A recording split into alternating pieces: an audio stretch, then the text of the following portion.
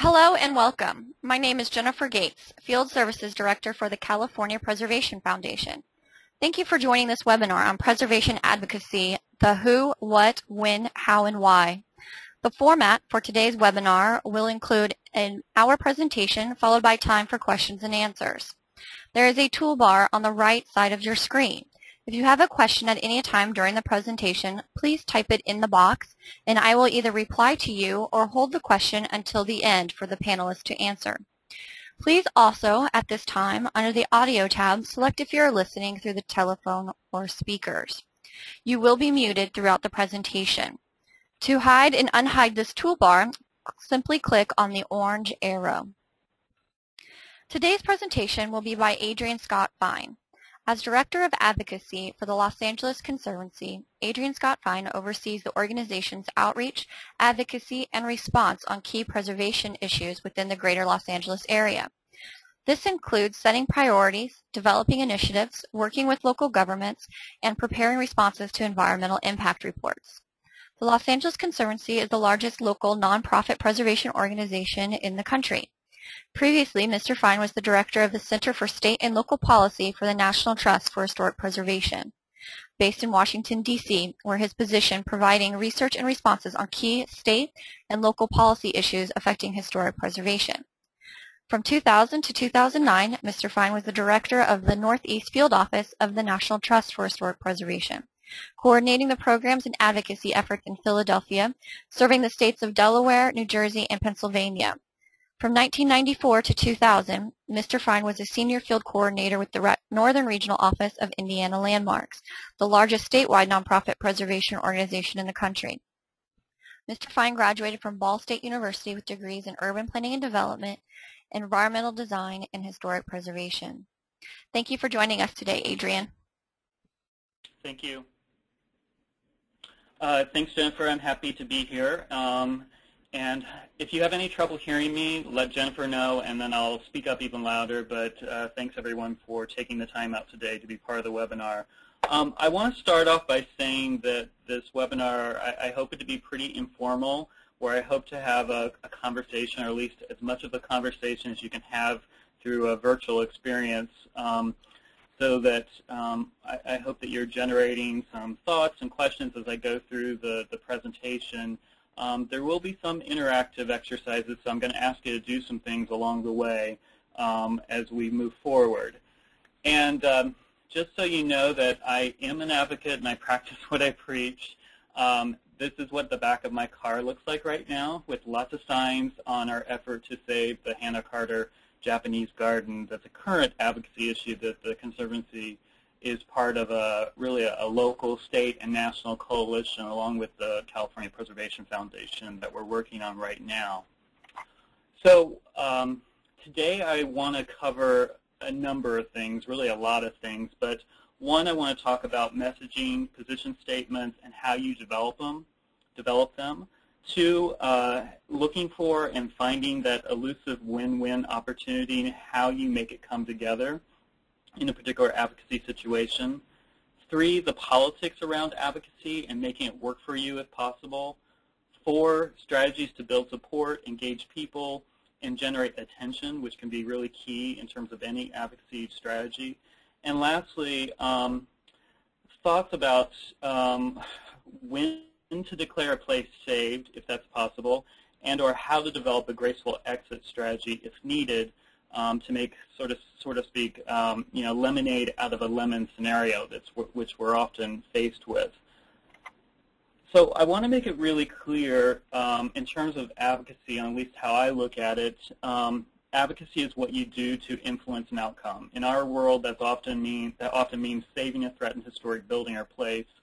It's about making a case, developing arguments that are compelling about why the place matters, and then developing strategies about how you save it, all in kind of the realm and spectrum of, the need for new development and growth in most places. That's a valid concern still, and also the idea of changing uses in terms of buildings over time, and also new technologies, including sustainability issues, and how that either impacts us in a positive or negative direction with that. I will say that we often deal with situations kind of like this in terms of this is how the perception of preservation is often perceived, that we're always against something, we're always fighting somebody, we're always saying no. And I hope as we go through this presentation, I'll give you some good thoughts about how to avoid this so that advocacy doesn't always have to be the game about saying no or being against things. So I'm really going to talk about through a series of case studies, and case studies from all over the United States, places I've been working with or been involved with, as well as examples from Los Angeles. I'm kind of sharing what I've seen in terms of what works, what doesn't, also with the caveat that there is no one-size-fits-all in terms of advocacy, and you can never predict how things will ultimately play out, which means you need to be nimble and think quickly on your feet in terms of formulating new strategies in response to that. This slide that is on right now just gives you a basic understanding of kind of where I come from, starting working at a statewide preservation nonprofit organization, going to the National Trust on the East Coast for about 11 years, and then most recently, just under 2 years, being at a local / regional preservation organization at the Los Angeles Conservancy with that. And I think this just gives you a kind of a sense. I'm a transplant from the East to the West, and before that, the Midwest. And I've seen advocacy work in completely different ways depending on the appreciation for historic places as a base level, as well as the legal and policy framework in which preservation exists. So in Los Angeles, the way we approach preservation advocacy is very different from what we did in Philadelphia or how we approached it in Philadelphia. I honestly believe it's better here. I think we're more proactive, more targeted for a number of reasons, which I'll get into shortly. I think in part it's because in Los Angeles, because of the policy framework in which we exist, we often know what's happening well in advance before it occurs. In other places around the country, that's not the case. You're usually at the 11th hour, and that's just the kind of the reality you're dealt.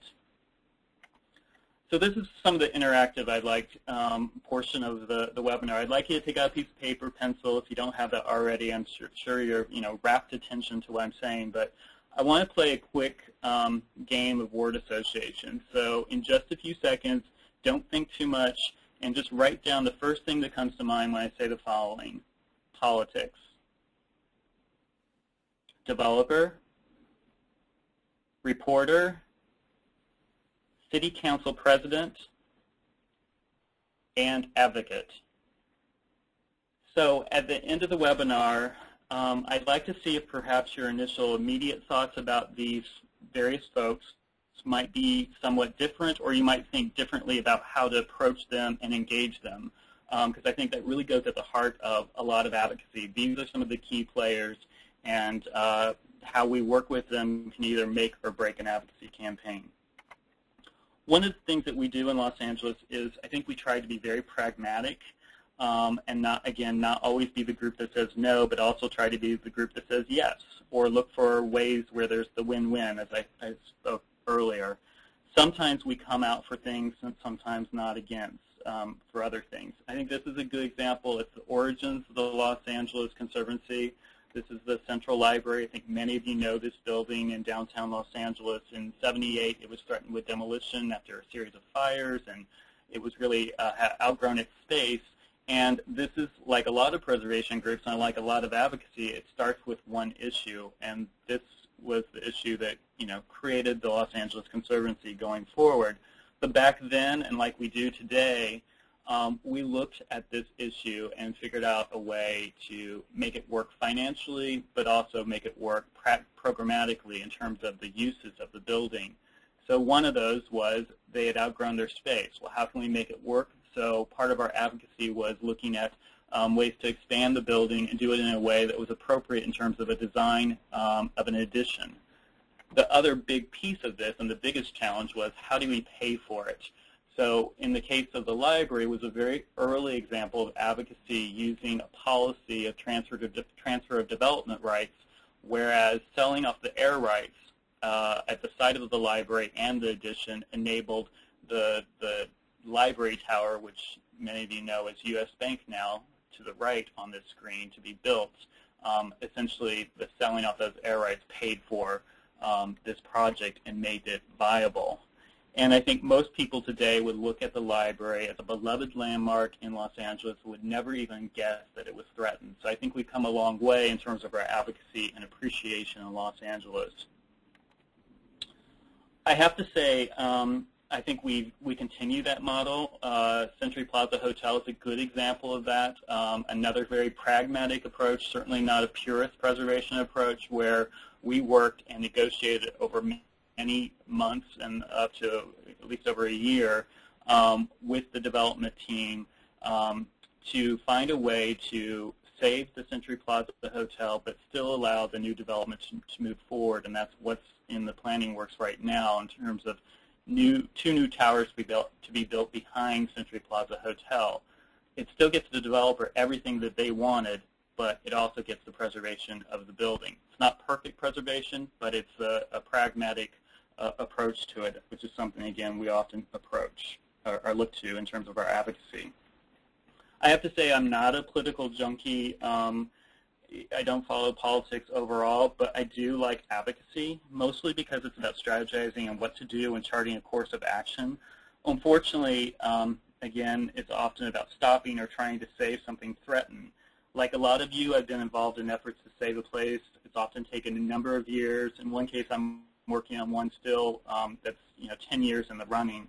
I've been involved in efforts to pass legislation, to defend legislation, to fight legislation, many times working with difficult personalities, sometimes borderline insane personalities, attending long meetings that can go on for hours, testifying, writing letters and articles, blogging, and reluctantly tweeting. And I've done this all in an attempt to make an effective and compelling case to save a place. I think that's the heart of what we're talking about here. I honestly believe and genuinely believe that most people are advocates in one way or another. Most don't know they're an advocate or don't think of themselves as an advocate. Others, clearly, they do. I think this also goes to the heart of what we're often talking about and the basic idea that places don't save themselves.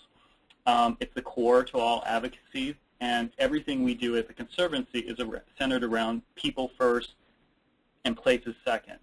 We're increasingly spending a lot of time listening to what people care about, trying to make sure preservation is relevant to all, such as through our Latino initiative, and ensuring that cultural diversity is accounted for.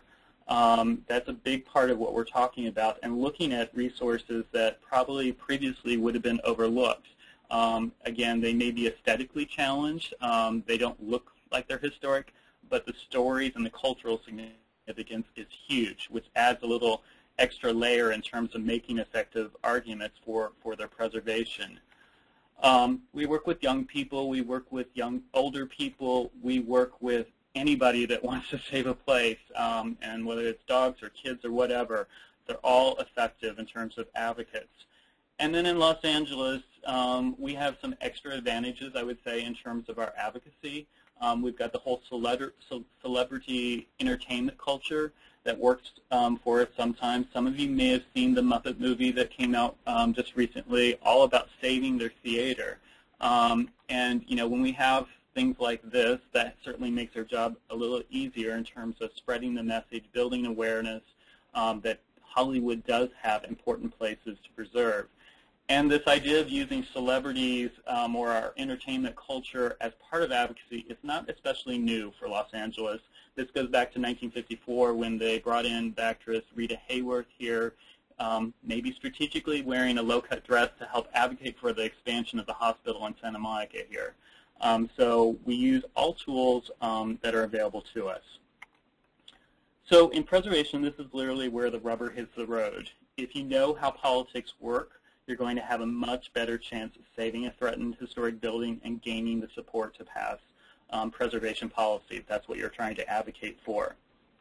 I would say if we were all in a room together right now, and I could see you and hear you, I would ask you to identify yourself by your affiliation, meaning if you're with a preservation nonprofit, are you with a historical society, are you part of local government, are you elected official, Or are you a homeowner, or in general just a community organizer or advocate? I'd like to know kind of who's who.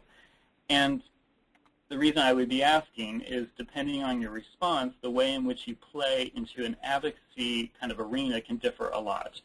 I think my presentation is geared more towards, I would say, the nonprofit or the advocate, but that doesn't mean that everyone doesn't have a role to play in advocacy, whether at the local government or at some other or elected official.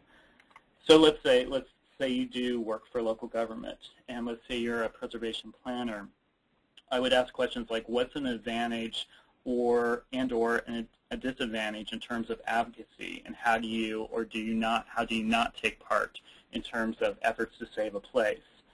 I think some answers with that is that local government folks may not be able to take part in traditional forms of advocacy, but at the same time are extremely important and often key to larger advocacy efforts. And they're important in ways of a couple of ways. One, in terms of providing up-to-date information, letting the advocates know what's really happening. As a local government person, you know what's going on in terms of the process. Often that's very difficult to kind of assess from the outside. And lastly, local government folks often help advocates know where and how to target their efforts by assessing kind of the situation from an insider's perspective, which is really helpful. So I want to set the stage when we're talking about advocacy. We're talking about politics and advocacy, of course, but it's, again, basically the process that you go through to get something done, whether that's saving a building or passing a local historic district ordinance, which are both examples of local advocacy. The flip side of local advocacy is legislative advocacy, which we often are doing as well, often at the state or national levels. This is where we're talking about things like pulling together a coalition to support the passage of a state tax credit, or responding to a budget proposal that whacks the funding for your state historic preservation office or state historic sites, or something we're dealing with right now, state historical parks in California, with the 70 parks that have been targeted for closure due to a lack of funding. Whether it's local or whether it's legislative, again, it's never usually the same process. Usually you're dealing with different circumstances, a diverse cast of characters. Sometimes it's easy and predictable. That I would say is the exception. Most of the time it's hard and full of drama, fairly politically charged, and often with many twists and turns before it ends, sometimes after many years of effort. And most often we don't get exactly what we wanted at the beginning of an effort, and it's often about compromises. I think this is a good example right now that's going on in Chicago with Prentice Hospital, modernist resource Northwestern University owns and wants to demolish. They had been doing a pretty phenomenal job, I think, in terms of raising awareness, building support, getting people to take part in this local advocacy effort, and ultimately trying to convince Northwestern to do a change of course rather than demolition. And they're also engaging their elected officials in Chicago, the aldermen, and I think that's a good place to start, because elected officials matter a lot in terms of advocacy, whether it's a city council rep or the mayor or state or congressional legislator. They have a lot of power, a lot of influence, and you should get to know them, find out what they care about, develop a working relationship. So I would ask you all right now to think about a case in your own community where you need the backing of the mayor, the city council president, a senator, or whoever, and ask yourself these questions. What are you doing right now to engage them? Have you met with their staff recently? Are you attending their events? Do you know if they live in an older historic house? Things like that, basic questions. You need to know what motivates this elected official, how he or she can help or hurt your efforts. As preservationists, we can have the best of intentions, the best plans, programs, and a mission that is phenomenal as an organization, but without political will and support, we often don't get very far. It's really critical to what we do, especially as a preservation nonprofit.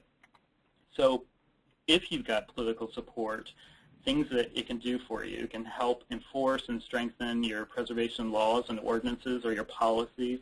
It can secure funding that might be grants or earmarks.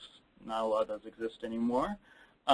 It might be non-budgetary program support in terms of staffing for preservation if you've got political support. It also might help when you do have budget cuts that you're not having to fight for every time there's an issue with the budget in terms of what they might take away from preservation. Without political support, the complete opposite can occur. I think a lot of us also may think, the old adage that all preservation is local, but decisions made at every level impact historic preservation, and you can't isolate yourself, or more importantly, your advocacy strategy, and just stay at the local level. Even if it's a single building you're trying to save, or perhaps you're trying to pass some state legislation establishing some preservation program, you need to think about all the various connections that might exist at the local, state, and national levels. I think this is a good example that's going on right now in Venice, and it illustrates a national issue of post office closures and relocations across the country. Venice has been very active in terms of an advocacy strategy and making the case that it's not just a local issue, but they've been reaching out to their state as well as congressional legislators and as well as the Postal Service in D.C. to make appeals, to get their support. And it's also emblematic, again, of a larger national issue and using Venice in some ways as kind of a poster child in terms of ensuring that the process is followed. But again, the advocacy is working every possible angle, local, state, and national in this particular case. I think when you look at this kind of local and national advocacy, some examples of this, just quickly, example of federal, it's looking at appropriations for preservation or things like impacts to sites through incentive programs like the federal tax credit.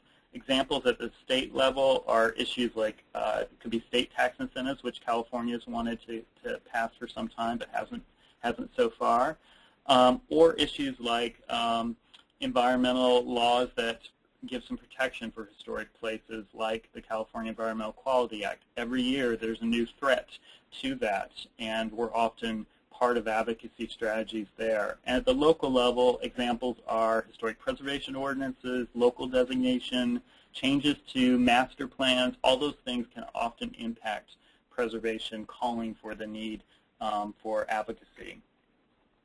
I think in general, historic preservation, for the most part, is pretty feel-good and not necessarily a particularly hard sell. That's on face value. I mean, the positives are we've got broad constituency. We have fairly diverse supporters. Often we're non-controversial, not always. We're often nonpartisan, again, not always there either. I think a lot of our issues can be pretty interesting. We have compelling stories to tell. It's the question, are we telling those stories? And we often have a lot of good examples of proven successes, good reuses, good before and after visuals. These are really powerful images to share. They help bring people in and people get what we're talking about. So those are the positives. This is kind of the negative, or where preservationists and advocacy often falls flat, and this is often around messaging and also quantifying our impact in terms of statistics, things like the number of jobs that are created or public dollars that have been leveraged through the reuse of a specific building, or how we establish broad partnerships and alliances that we work with lots of different people. Those things often don't get out there, or we're not as effective in delivering those messages. And while preservation is increasingly mainstream, it's still way undercapitalized and unrecognized for what it truly does. We haven't delivered those messages. Okay, some of you on the call right now may be dealing with, are working to save a modernist place, a 1950s, 1960s, mid-century structure right now. On the screen is Dodger Stadium. It's gone through a change of ownership, as some of you might have heard. And we're going to work to ensure that there's no threat or any changes proposed for Dodger Stadium going forward. It is historic. It's the third oldest stadium in the country at this point, or baseball stadium in the country at this point. However, it dates to 1962. When you're trying to save a building or a place, especially a modernist place, it's all too often caught up in things about public taste, preferences, and personal biases. And sometimes it's about baggage from 50 to 60 years ago, things like urban renewal. Dodger Stadium definitely has that. Other places also have to deal with that, where people still remember what was there before and how it was lost. Recent past places often have additional hurdles for you to jump over in terms of gaining support and making an effective advocacy strategy. In terms of advocacy, things that you need to look at. One are, how are you going to, in this example on the screen, how are you going to sell this building or place as something special or worthy of the recent past and needing to be saved and reused? And two, how might you build support for its preservation by drawing in new audiences? And I would encourage you to kind of write down some ideas of what you might do in an example like this, or think about something you're doing right now that, again, might bring in some new folks.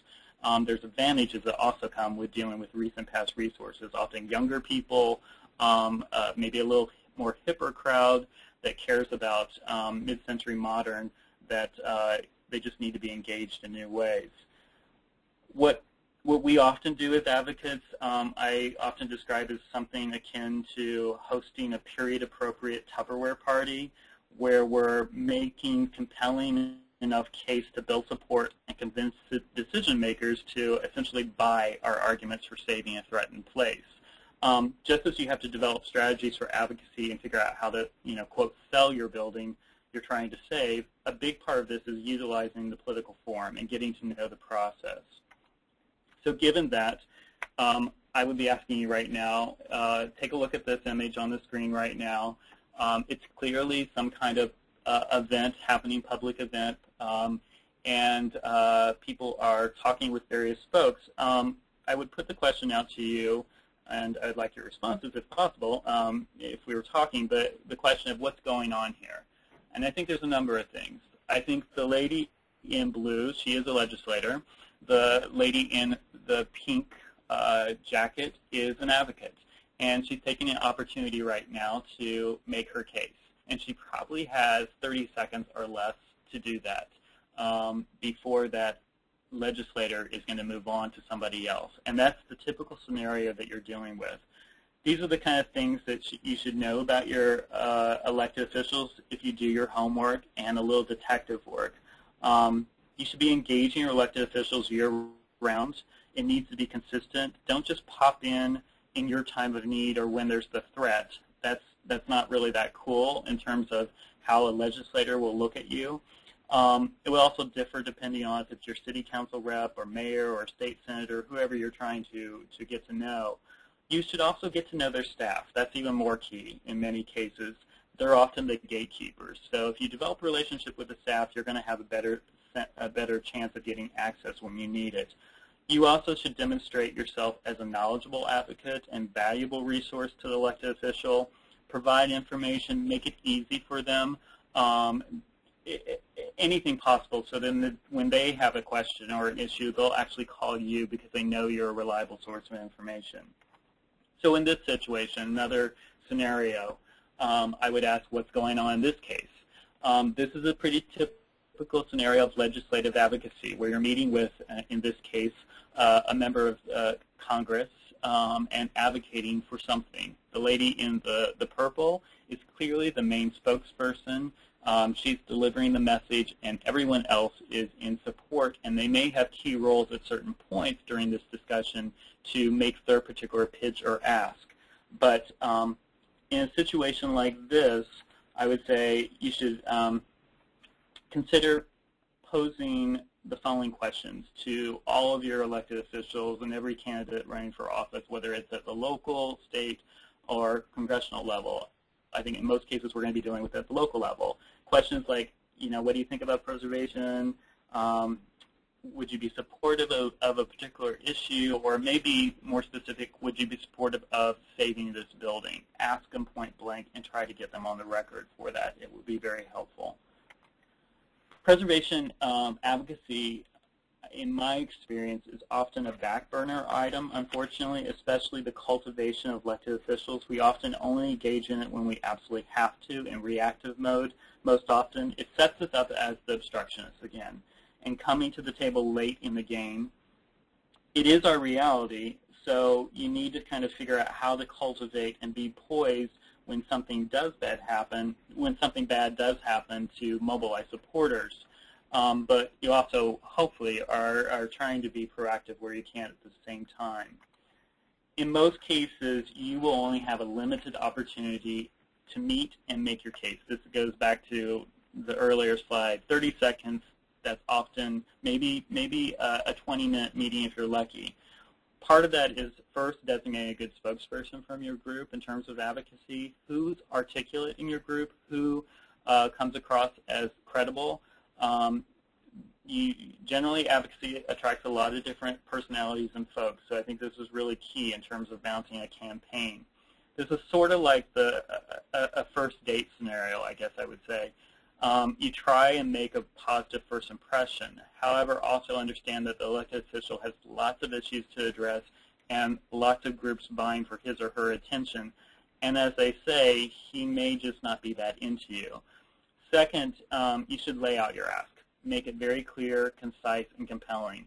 A simple message instead of a long message with lots of different components. That will get lost.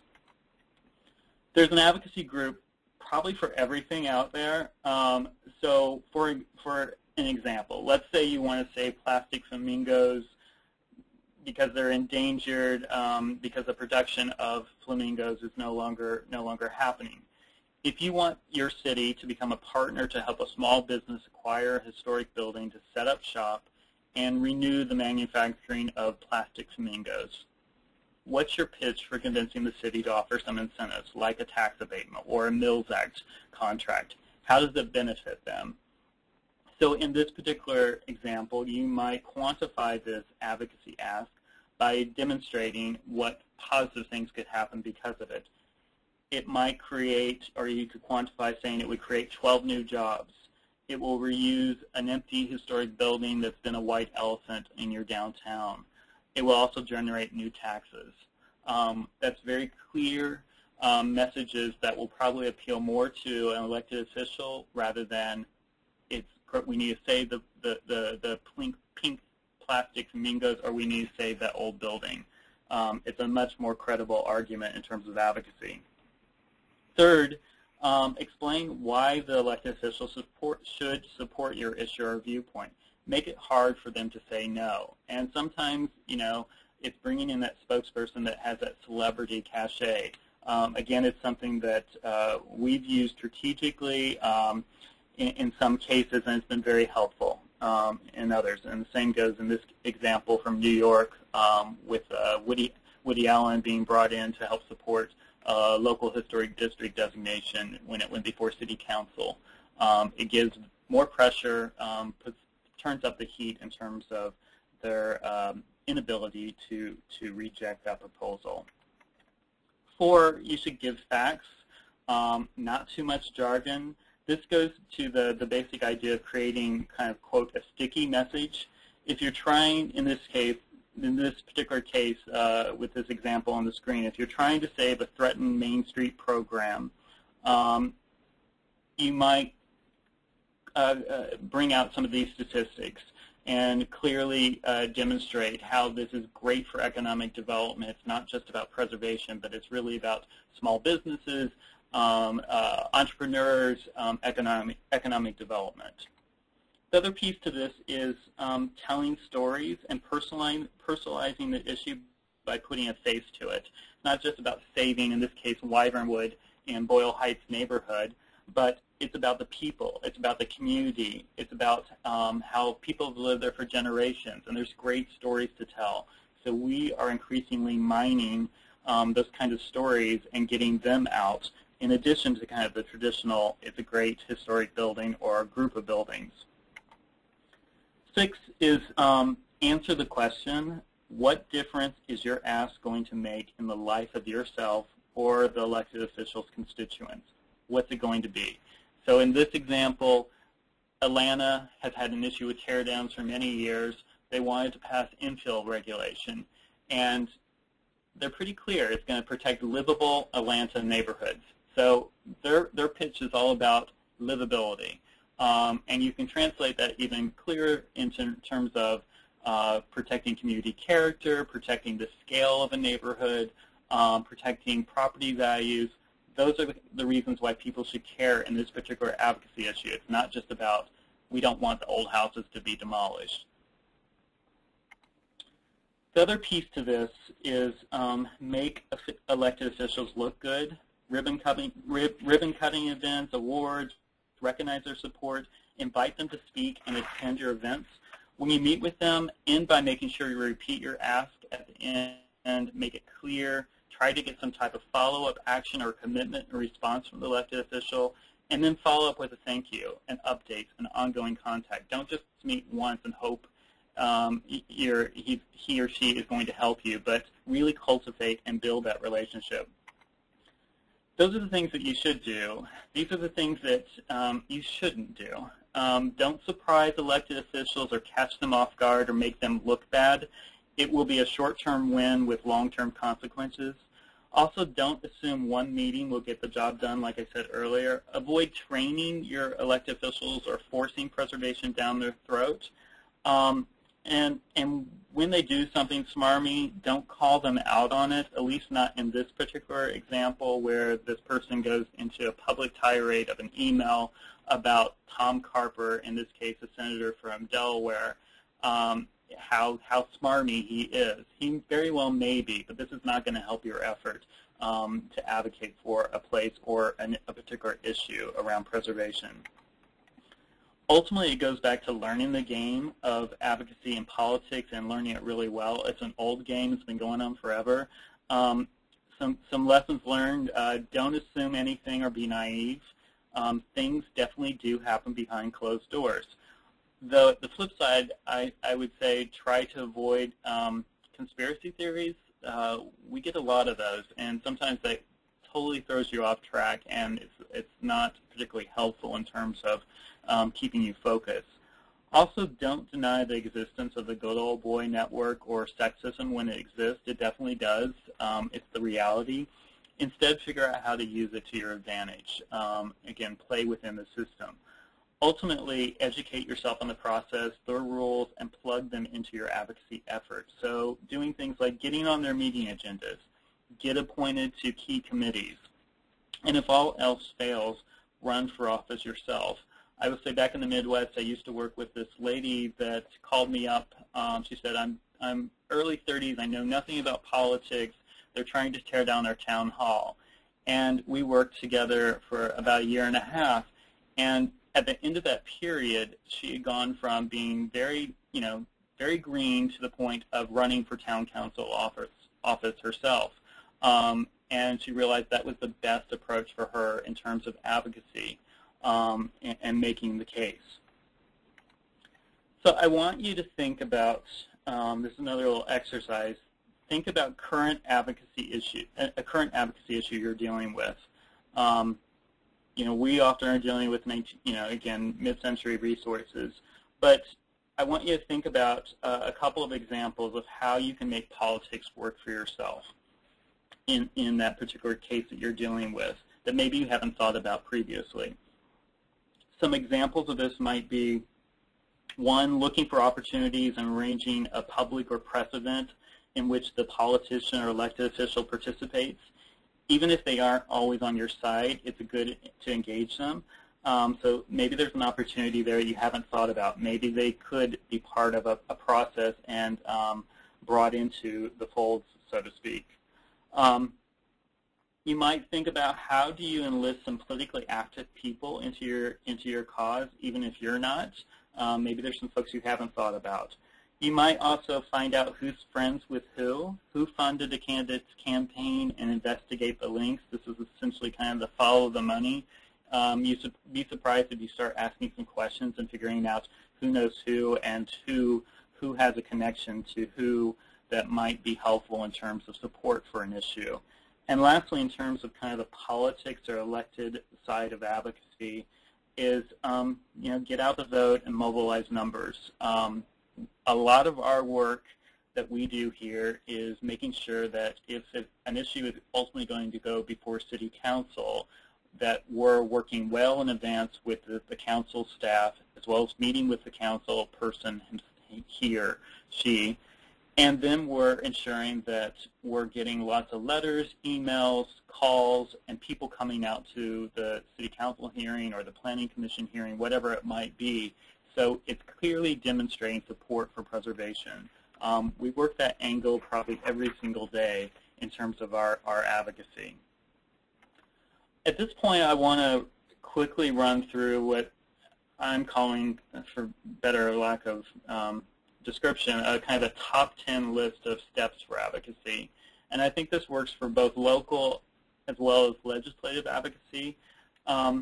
Again, I want you to think about an issue you're dealing with in your community and how these steps might apply.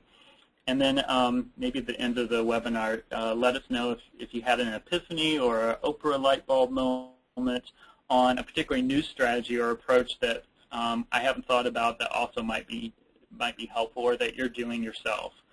Again, as I said before, there's no one-size-fits-all or roadmap here. And the top 10 list I'm going through, it isn't chronological necessarily, as you might do step 6 before you do step 3. It all depends on your specific situation that you're dealing with. So let's get started on that. If we start with 1, it seems like a basic one, identify the threat and or opportunity. This is the basic thing of what's really at stake here and defining it. Is it outright demolition? Is it demolition by neglect? Is it a proposal to eliminate funding for a key preservation program? And while this seems like straightforward and like kind of no doubt kind of moment, you would be surprised at how many advocacy issues are not clearly defined. And even if you think they're clearly defined, from an average layperson or a person out on the street, they may not have any clue what you're trying to advocate for. I think part of the lesson is here as well is that the average person or most people have some form of ADD where if they don't get the message within 10, 15 seconds, they move on. And if it's not clearly articulated, again, in terms of what the issue is, that could be a problem in terms of your advocacy. So it needs to be defined clearly. You should identify the exact sources and reasons for the threat. Who's causing the threat? Is the threat coming from an existing regulation or from a newly proposed zoning ordinance, for example? Also, is the threat based on facts or inaccurate assumptions or misinformation? So you want to make sure that you've got some credible information before you go out there and identify a threat that's occurring. If on the flip side, it's an opportunity, there may be an opportunity too with this. So if, for example, if you want to pass a bill for tax credit legislation or a local preservation ordinance or a local historic district, you would look at things, maybe how you can define what that will do, that action will do. So you should be able to provide, how many buildings will be positively impacted by this action. So quantify it. If it's 350 buildings that will be helped to be preserved because of this action, say that. You should be able to clearly know what legislators' district these resources are located within, how many jobs will be generated by this increase in rehabilitation projects, show examples of buildings that will be impacted, gain endorsements for your efforts, such as labor unions, key influential developers, all kinds of people like that to help your effort. 2, you should weigh your options for intervention. While at the National Trust, we had an intervention policy that kind of defined how we entered into various issues. It was very helpful, and we do that to some degree at the Los Angeles Conservancy as well, though less formal. It's things like, and this is more geared towards the folks here that are let's say, a local nonprofit organization, often being asked to take a position on a particular advocacy issue. So criteria you might consider, things like how important is the place, what's at stake, what are the repercussions if you do take on the issue, and vice versa, what if you don't take on the issue? What are the political repercussions of that? Are there other partners on the ground to work with on this issue, or do you go it alone? There's pros and cons to that. Issues like, or questions like, how threatened is the resource? Is it immediate, or can it wait, or is it too late? Another question might be, will our involvement make a difference? Do we add some value to this, or is it really not that helpful at this point in the particular advocacy issue? And lastly, what level of intervention? You don't have to jump in with all your body. You might just step in a little bit to help, but you're not taking the lead. So it's a question of, do you get in and do you get out quickly, or is this really a long-term affair? I think this is really important in terms of questions in terms of ensuring you don't overcommit, you don't step into something you may not be ready for, or it may not really be your issue to take on. And if you're really not invested, maybe you should bow out so you don't lose credibility when it matters down the road on another issue. So you want to kind of save that political power when it's really needed. So you may choose to remain neutral or just softly endorse an issue. So it really goes back to picking and choosing and doing it very carefully. 3 is about knowing your resource, as well as possible opposition, as well as allies. Again, getting your facts together, research, establishing why a place is significant or a piece of legislation is either good or bad, and articulate that very clearly. You should be able to know who's for you and who's against you. Again, thinking beyond traditional partners. In this example, saving historic neighborhood schools, you might partner with folks that are talking about walkability and health issues. A lot of older schools are centrally located where kids can walk to school. So that may be part of it. And sometimes when you're dealing with a more recent past resource, you may have to do a little more digging to make a case for saving a place because the aesthetics may be working against you, or it may be perceived to be an ugly building, not worth keeping. If you saw the New York Times paper over the weekend, they were talking about brutalist architecture and how it's unfriendly, cold, and a lot of people cannot get their arms around why those kinds of buildings should be saved. However, there's great stories and great historical significance as well as architectural, even though it may not be on face value. 4 is making your case and doing it well. This example from Virginia with their tax credit program in terms of advocacy. So not only are you appealing to the head, or in this case you are appealing to the head with hard facts, stats, numbers, economic arguments, as well as to the heart in terms of saving old, great cherished old buildings. But you shouldn't just rely on heritage or feel-good stories alone to make the case. This is a good example where they've got good stats and hard data to back up the issue. It's about clearly defining the problem. So in this case, if a new roadway or bridge expansion project through your community is the issue, you should be able to clearly delineate what that means in terms of why it's a problem. It may be articulated in terms of 10 historic buildings will be demolished, historic slate sidewalks will be removed and replaced with concrete, or you may have large oversized trucks coming through your main street. So again, clearly articulated, not just we're against the bridge. At the same time, you should be ready to deal with the common misconceptions and myths that are said about preservation. And that really gets at the issue of propaganda and what we often deal with in terms of having our points attacked. And there's a long history of propaganda out there. I love this one in terms of World War II, in terms of car sharing. Who wants to, ride in a car with Hitler? I mean, that's very effective propaganda. But so these are examples that are out there, and you need to kind of think on the flip side of that as well. Also along the idea of making your case and doing it well, most successful advocacy campaigns have very clear goals. This is an example, keep Little Forest Hills funky. That's what they're trying to do, and then you need to define what does funky mean.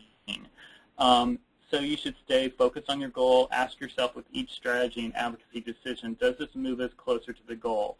If we stick with this example, and this is an issue of Forest Hills dealing with a lot of teardowns, demolishing smaller, kind of odd, cute little houses and building McMansions. And in this case, they would want to build their arguments by quantifying what's really happening to date, what's at risk, why are they losing their, quote, funky character. So you may be looking at things like, or they should be looking at things like, how many houses have been demolished to date? What's replacing them? Do we have good before and after visuals that demonstrate why this is a problem? Is this issue increasing in our neighborhood?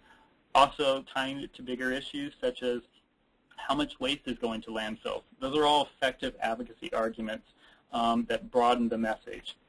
5 is, this is another example showing, again, good visuals of what's at risk in terms of the neighborhood.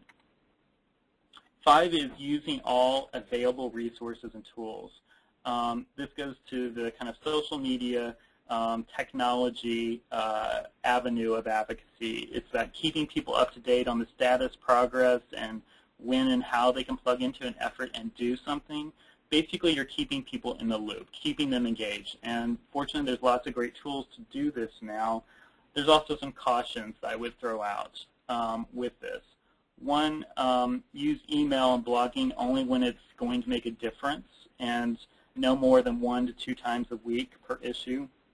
Otherwise, you'll inundate and lose your supporters. It should also convey some sense of urgency in the subject line.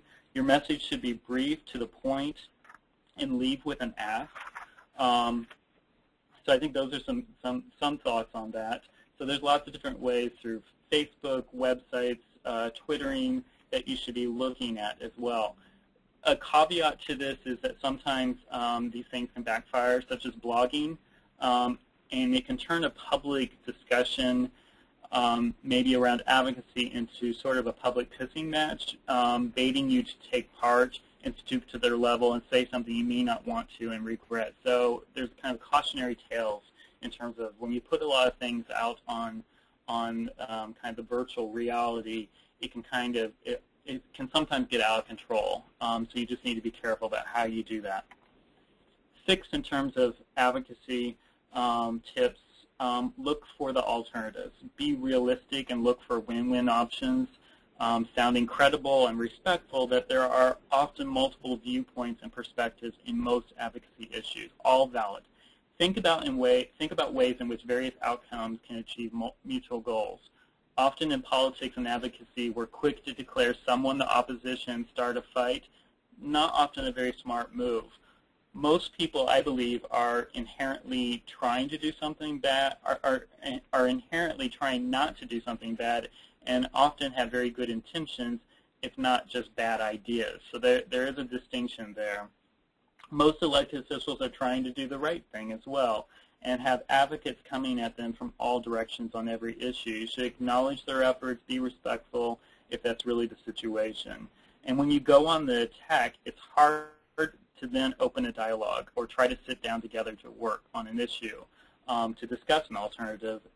Usually when you attack, people will then dig in their heels and attack back.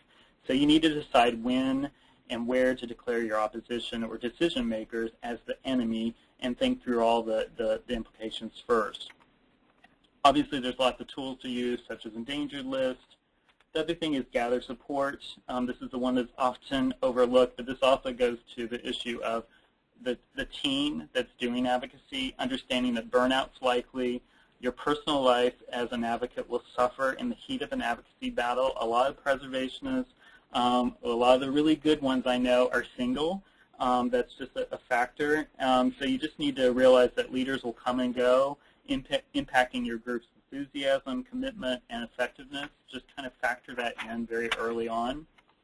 8 is bring in the out-of-towner early and strategically. For new groups that are just starting off with little name recognition or credibility or track record, bringing somebody in from another organization or an expert can really help things. You could be saying exactly the same thing that this expert is saying, but because they're from out of town, it may get the attention, or it might put the pressure on the decision maker to do the right thing. It's also sometimes like a good cop, bad cop strategy. where they can serve as kind of a mediator and deal with a conflict in a way that's really helpful. 9 is find your media angle, use it wisely. The reporter can be your best friend as well as your greatest tool. It also can be your worst enemy when it comes down to advocacy. Don't be intimidated when he or she calls, the reporter calls, or dread talking with them. Relationships with local press are kind of like relationships with elected officials. You need to have a long-term relationship, and it often really pays off. So it's doing things like press releases, media advisories, letters to the editor, op-ed pieces, special events. Again, asking reporters to come to your events, thanking them when they do a really nice piece. It's also knowing how to choose your words wisely and know when to say no comment on a particular issue, or telling them you'll get back to them so you can prepare a very measured response on a particular issue so you don't get caught off guard. Timing is everything, knowing what will get the media's attention and pitch stories. Protests are, it's a tried and true tactic that preservationists have been using for decades. The example on the screen right now from Chicago from the early 1970s, it still works. It gets attention. It's a very low-cost effort that's very helpful. The example I'm showing right now is from Los Angeles, done some time ago, and what's happening here, this was when McDonald's announced plans to demolish the 1950s McDonald's in Downey, California, and replace it with a new building. At the time, this still is the oldest existing McDonald's building in the country. And our modern committee, which is very enthusiastic at this time, they staged a protest with Ronald McDonald stabbing Speedy in the back, and McGreedy and all kinds of signs. It got lots of media attention. It also got the attention of McDonald's. They really, really hated this. And ultimately, this, along with a lot of other advocacy strategies, was what was successful in ensuring that this building stayed. So it's still there today. It's very profitable. It has a gift shop talking about McDonald's heritage. So they come full circle in this particular case. Media can also hurt your advocacy efforts, sometimes destroy them. So you need to be careful, assess the situations. If you get a bad story, you may choose to meet with the editorial board or ask for an op-ed to share your review, your particular reviews with this. They can be really critical. So you need to use media in very strategic kinds of ways. And lastly, in terms of strategies, this is the kind of consider all options, the point of no return, your exit strategy and compromises. This is sort of knowing when to gamble, when to fold, how deep are you going to get into an issue. You should think about, last resort, moving a building. All those kinds of really touchy issues are really critical here in terms of figuring out what you're going to do in terms of your overall strategy. And also the idea that you may lose a battle, but you may gain a process as a result. And then this particular slide, this is kind of the reality that advocacy can only take you so far. You can do all the right things and still not save a threatened historic place. Just keep that in mind. I said that advocacy in Los Angeles and California is vastly different from anywhere else I've worked before. And a big part of that is the California Environmental Quality Act, or CEQA, which helps us in so many ways. And that's kind of the context in which Los Angeles Conservancy works. CEQA is very much part of our preservation advocacy. I'd say part of because CEQA as a standalone process is not and should not be seen as the entire advocacy strategy to save a historic place. In a CEQA meets advocacy world, this is how we talk a lot about timing, political support, discretionary review triggers, delaying actions, saving places, and if we must go there, litigation strategies. The Conservancy uses CEQA a lot where we're honestly busier than ever today with the number of EIRs that we're reviewing is double that of just a few years ago. And part of it is a lot of developers, cities, institutions are actively pursuing project approvals and entitlements now to get them in line when the financing and the market and the demand ultimately returns. And this really goes to the heart of the issue, that the time issue and the ability to delay a project, that all costs money. So as part of an advocacy strategy, that often works to our advantage in order to negotiate for preservation. If we're seen as delaying a project, they're probably more likely to want to work with us to streamline the process and get it through. And I mentioned before, propaganda.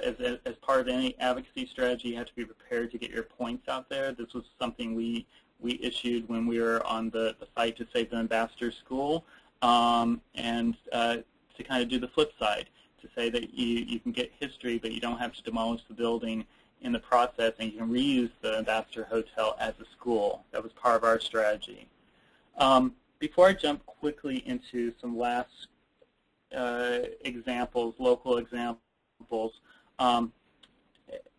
again, with the Ambassador Hotel, and as I said from the very beginning, you can do all the right advocacy and follow all the steps and still not win.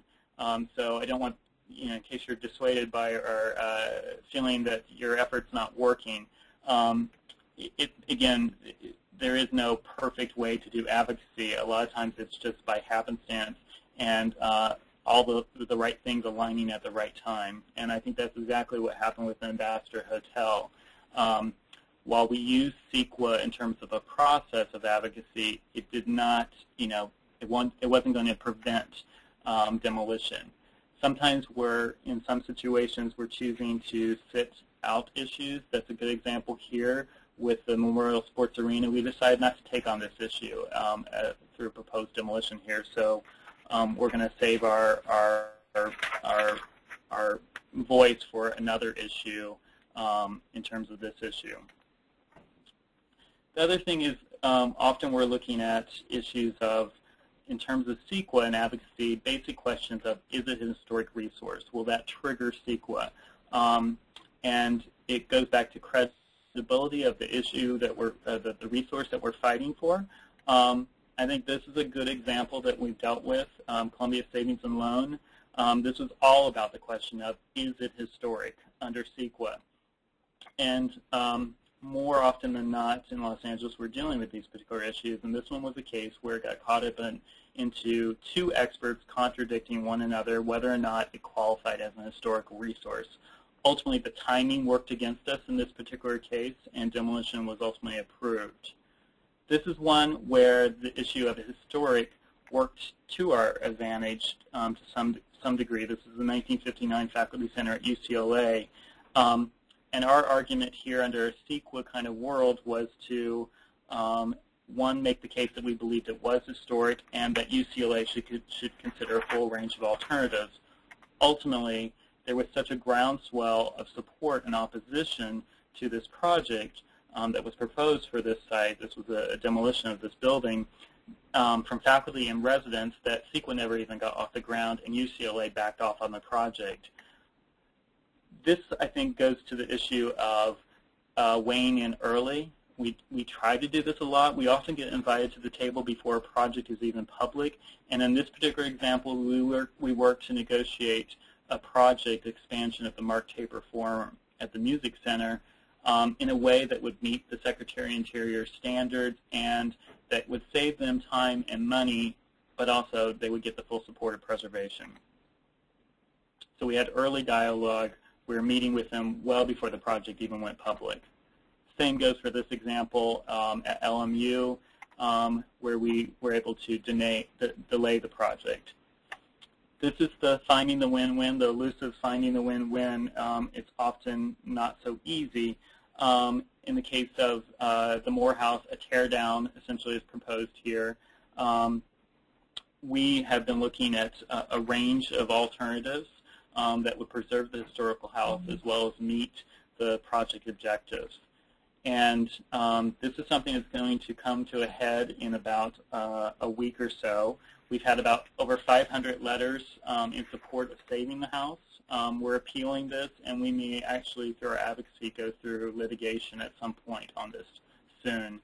This is the Art of the Compromise and Mitigation, Golden Gate Theater in East Los Angeles. Proposal came forward to convert this building as a CVS. And while it's not perfect preservation by any means, we took this on and worked to come up with a solution that would meet the Secretary of Interior standards, allow the building to be converted for a CDS under a do-no-harm approach, meaning that major character-defining features of the building are being retained, and it's allowing the building to open and be reused as a new use. The building's been vacant since 1987, and we also looked at examples of other theater buildings that have been adapted for new uses and how to do that appropriately. And a big part, I was saying earlier, is looking at the motivation, follow the money, understand what the issue is. That's very much what we're dealing with at the port. Southwest Marine Shipyard is trying to understand the motivation of the port in terms of why they're wanting to remove buildings there so that we can be better advocates and understand the real motivation behind the issue.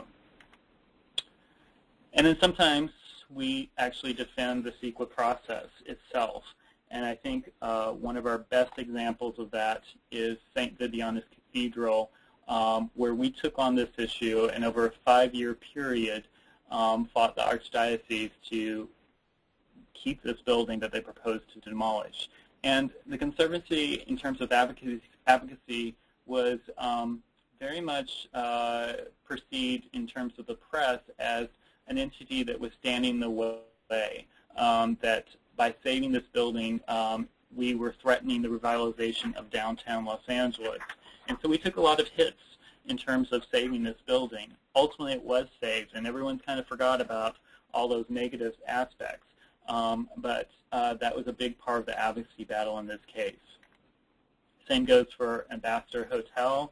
Many of you know this long and detailed saga, which I won't even get close to jumping into, about the Los Angeles Unified School District wanting to redevelop the Ambassador Hotel site for a new school in an area that desperately did need that type of facility. In this case, we were up against a David versus Goliath kind of situation, and we anticipated a lawsuit from the very beginning in terms of the CEQA process and our advocacy approach. And after multiple lawsuits and putting forward alternative approaches about how this building could be reused, the Conservancy ultimately decided to settle on this case and walk away from the advocacy when we felt like we had hit the wall in terms of that issue. And we negotiated a settlement agreement twice, in fact, after a series of lawsuits that ultimately resulted in a $9 million fund to provide grants for the preservation of other historic LA schools. So I'm going to end on a positive note, a recent advocacy issue that we've dealt with, and that's the Cronich House in Beverly Hills. Many of you probably have heard this. It got pretty much local, state, regional, national attention. Cronich House was designed by Richard Neutra in 1955. It's a large house, about 7,000 square feet in size. It's on a flag lot on Sunset Boulevard. Very desirable location. It's actually next door neighbor to Madonna. And it came before us, threatened with demolition as kind of a speculative flip real estate listing. And it was one we, I think, clearly defined what the issue was, but also did the research to make a case for this house, because a lot of people said this wasn't one of his best works, not important, too far gone. So we were able to clearly articulate that this was the last Neutra-designed house in Beverly Hills. It's one of the largest, if not the largest, residential commission that he'd ever done anywhere in the United States.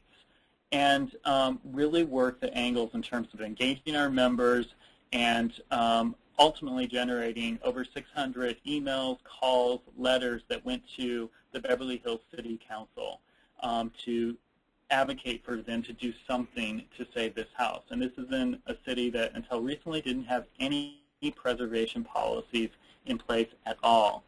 And ultimately that effort led to not only saving the house, where we were able to get a 60-day demolition delay for this property in terms of finding a preservation-minded buyer, which we did.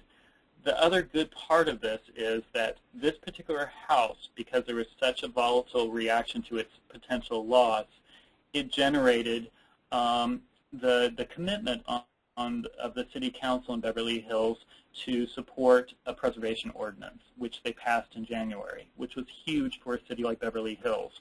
And again, it all came about because of this House and so much public attention that was generated through the advocacy campaign to save it. And I will say we did a follow-up a little bit after the preservation ordinance was passed in Beverly Hills with those 600 people. And thank you so much for their efforts to send a letter, email, and then what it led to, including the preservation ordinance, as well as an unprecedented amount of responses from those people in terms of thank you so much. I never expected to hear anything more on this issue. I hadn't heard what the outcome was. And also thank you so much for not asking us to do anything else, just informing us that was really important to them. We weren't asking them to be a member. We weren't asking them for money at that point. We were just informing them so that the next time it comes around, they're more than likely to be an advocate and helpful for the next battle or issue that we're dealing with. So I want to just leave on what all these examples and projects mean in terms of advocacy. It's about track record, it's about reputation, it's about credibility.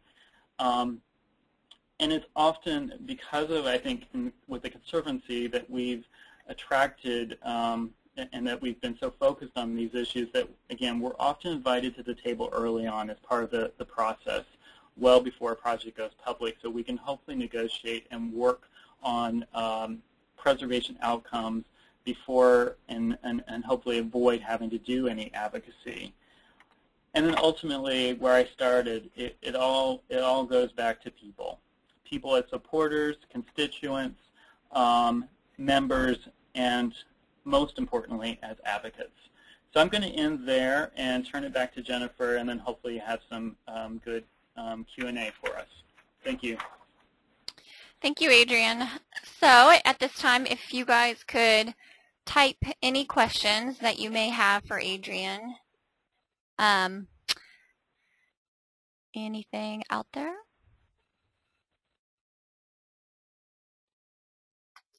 All right, first question.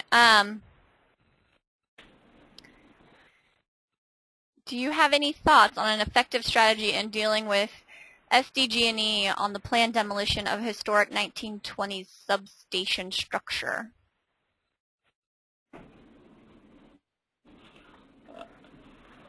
I don't have enough information to go on that particular. I'm sorry, what is the entity that's doing it? SDG&E, San Diego Gas and Electric.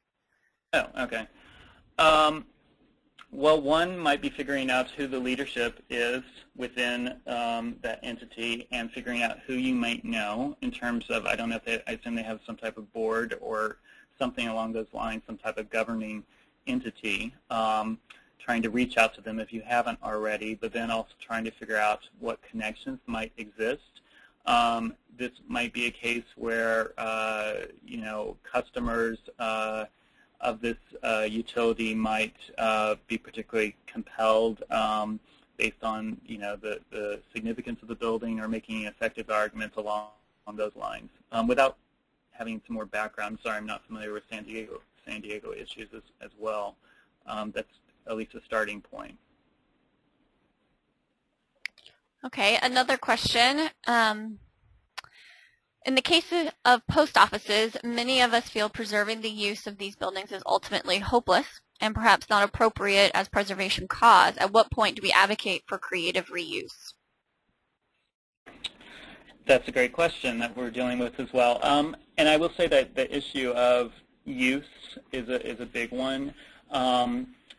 In preservation and at the Conservancy, and also when I was at the National Trust, we often avoided going down the road of preserving places and their original uses just for that alone.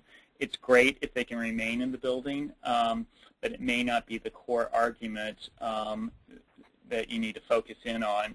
And I think in the case of the Venice Post Office, they have certainly been focused on the use first, but also very realistic and understanding that they may not be successful in convincing the post office or postal service to back off on that particular plan to close and relocate services to another building, which then does get at the heart of the issue, is that if it's going to be sold or closed and sold, you really want to ensure that it has proper protections, both for the building and in some cases where you have artwork like New Deal artwork, murals, which is at Venice, and I know others around the country.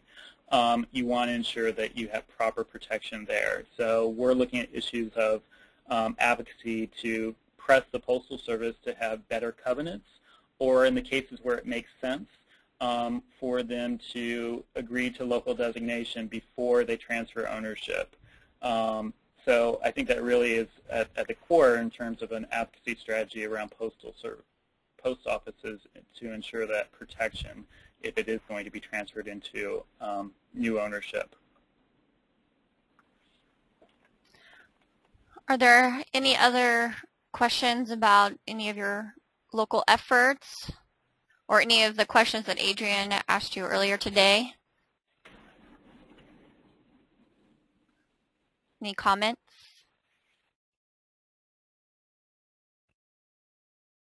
There's one more coming in, just a second. And I would also ask the group, I'm just curious, I put it out there very early on about kind of the players like city council, president, or reporter, or advocate, or elected official, whoever it might be. Based on kind of our discussion, are you thinking there may be ways that you hadn't thought about beforehand about how to either cultivate your relationship or build a stronger relationship or just build a relationship or even approach them in new ways? I'd be curious if you have any thoughts on that.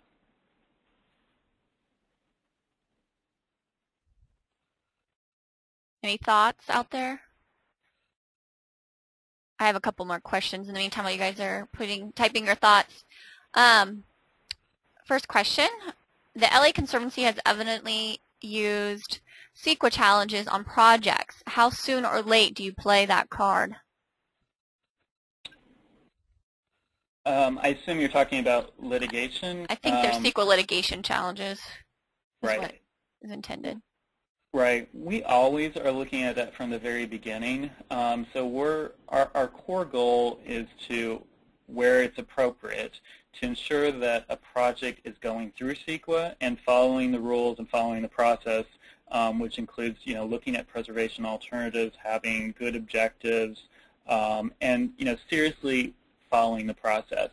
So right from the very start, if we enter a project, the notice of preparation or, draft EIR, whatever it may be, because we enter projects at different stages, we're always thinking about, okay, let's make sure they follow the process, and if we see signs very early that they're not taking it seriously or they're clearly, putting forward flawed EIRs, we're thinking about, is this something that we might want to go to the limit on in terms of litigation? And that's certainly the question and our thinking in terms of the Morehouse issue at Palos Verdes Estates, where we think that is a flawed EIR process, and we don't want to set a precedent there in terms of other cities thinking that they can do kind of a sloppy process and not have any repercussions. And ultimately, in that case, we also believe it's a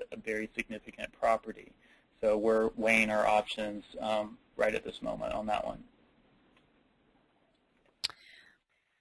The next question is, if an acknowledged cultural resource has been approved for demolition, but the developer has been unable to get funding for his project, are there things that can be done to preserve the building? Yeah, the Columbia Savings Project is a good example of something that we asked for and we didn't get.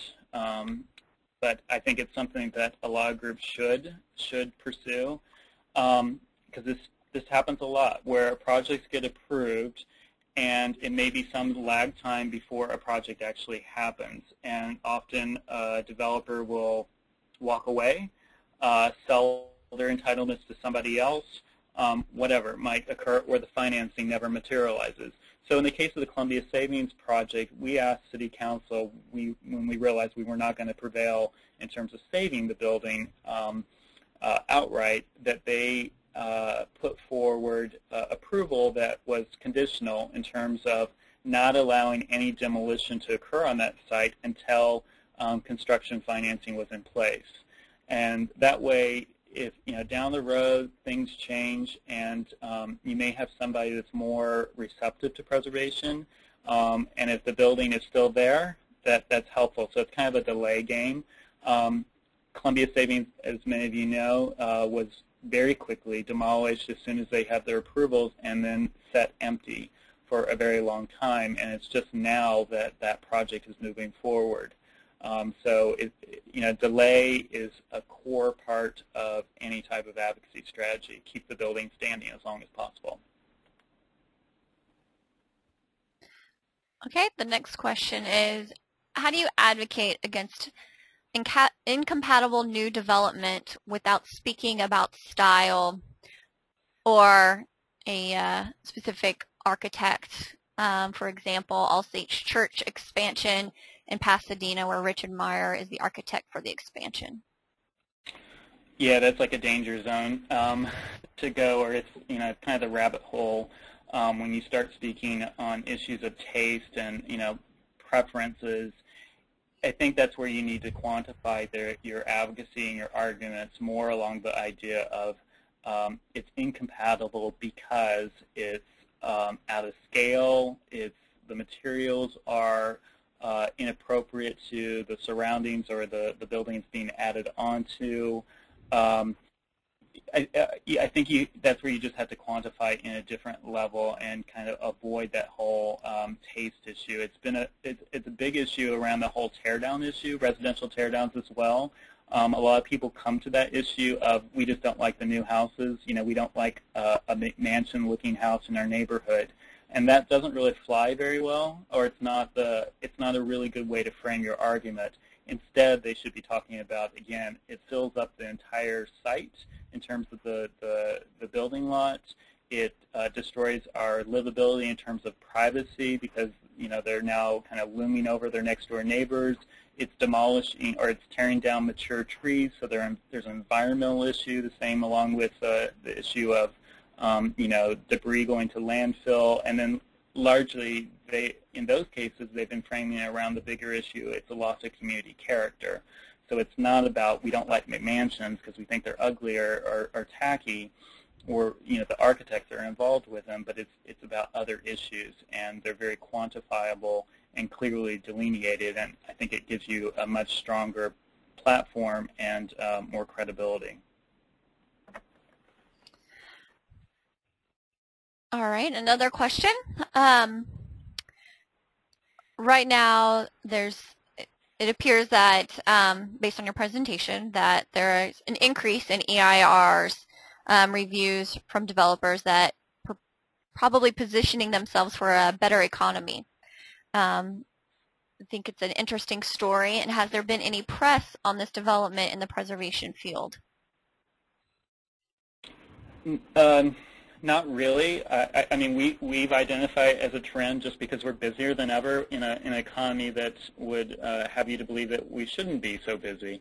And I think it's kind of unique to California because most states don't have a CEQA-like process in terms of requiring somebody to go through such a detailed and somewhat exhaustive process to secure their development entitlements. So I think it is a kind of a California approach. But I think what we're going to be dealing with in terms of advocates in the next few years, when the money comes back and the demand is there, we're going to see a lot of projects moving forward very quickly, projects that a lot of people are probably not aware of that are approved, because it goes back to advocacy, one-on-one. People generally come out when something's happening. So when a building's proposed for demolition or it's about to be demolished, that's when there kind of is the outrage. But there's a lot of projects that are going through CEQA right now that are going to call for some demolition, selective demolition, but it won't happen for 5 years or so. And it's going to be this issue of it's already an approved project, and where were you 5 years ago in terms of advocates, which makes our job difficult because, again, mobilizing support doesn't usually occur until people are motivated because of an immediate threat. Like what's going on right now in Hollywood. Yeah, with a lot is a good example of that in West Hollywood. How are lawsuits funded and supported? Do you have existing funding for this? Use pro bono legal counsel, or do fundraising campaigns, etc.? I wish we had funding. We do everything through pro bono counsel where possible. And we're always looking for folks to help us out, or people that have the expertise with land use law or CEQA experience particularly, because it's really critical, and it's difficult to keep going back to the same firm to help us on an issue. So again, that goes to the issue of often, will we litigate or not if we don't have legal representation, which is increasingly difficult to find. Okay, let's see. There's another question. The definition of significant and/or historic resources are at the heart of a city preserving or not preserving. Much of these definitions are based on still used old inventories, minimization of vernacular, or what have you. How do you best respond to this issue? Jennifer, is the question of how do you define significance, or? How do you best respond to a lot of the significance was determined a long time ago sometimes, or these inventories in some of these communities were done, or in maybe the early 80s, late 70s, and it was a list without really defining what that significance is. Right. I mean, it goes to the core argument that you're never done identifying historic resources, and there's always new ones coming online every year. If you just use the kind of national criteria of 50 years or older as, like a starting point, and that doesn't always apply at the local level by any means. But I think that's part of your argument. If you have a city that's saying, well, it's not on the list, but that survey was done in 1985, I think there's very effective arguments to make that there's a lot of things that probably aren't on the list that should be there. So that goes to the heart of needing to survey regularly to make the case. And in terms of CEQA, it's a pretty low threshold in terms of a case to make that you believe it's a historic resource that warrants further review in terms of cultural resource analysis in terms of their project, and which then ultimately might kick it into them being required to do an EIR. So it's not a huge hurdle to make or to jump over in terms of CEQA, in terms of making a case that you believe it is an historical resource. Well, thank you, Adrian. We are right at the end of our time. There were a couple more questions, and I will send those to Adrian, and then his responses I'll send in an email to all the participants today. Thank you again for joining us, and later today you'll receive an email with a link to a survey. We would appreciate any feedback on this webinar and any recommendations for future topics that you may have, and we hope that you have a good rest of the afternoon, and thank you. And thanks, Adrian. Great. Thanks, Jennifer.